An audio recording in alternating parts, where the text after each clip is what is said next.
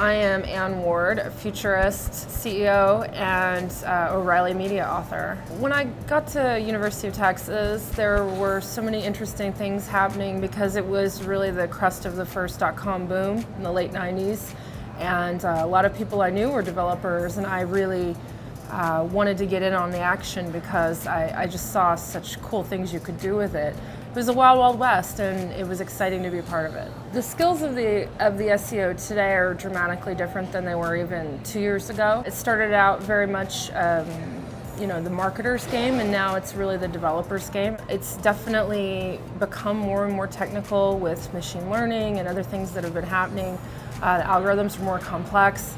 In the beginning, it was just, you kind of powered it out. You could get into registrations and directories, and it was more of a manual game. Now it's much more sophisticated. If you're a smaller company, I think you can absolutely do a lot of things yourself.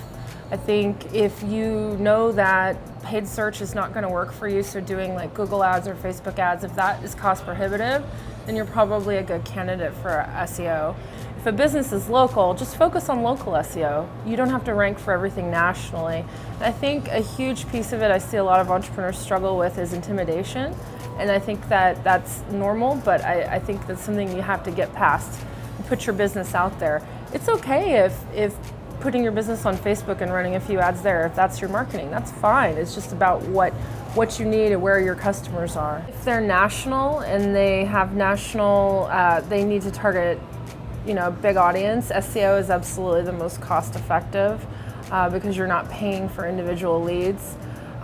In those cases, I think social media is probably your best bet because that is the fastest path to getting natural organic backlinks that are relevant in search. A lot of SEOs make the mistake of thinking that the whole world revolves around Google. There are plenty of other places people do search. People do a lot of product search in social media services. There are other emerging browsers as well. Be smart about your objectives.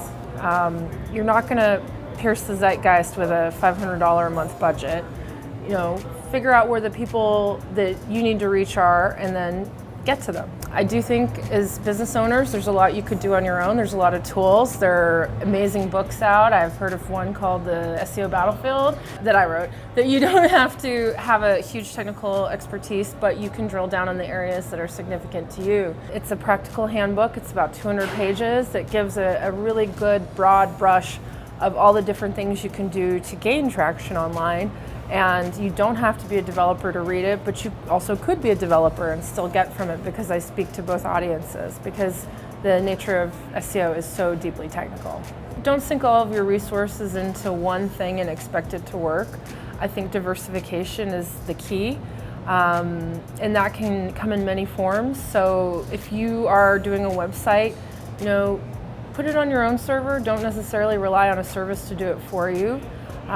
Diversify your efforts in terms of, yes, you're getting leads from Facebook ads today, but they could change something next week and then there goes your income stream. So I think continually experimenting and measuring what you're doing so that you can improve it, I think is really the key to success online.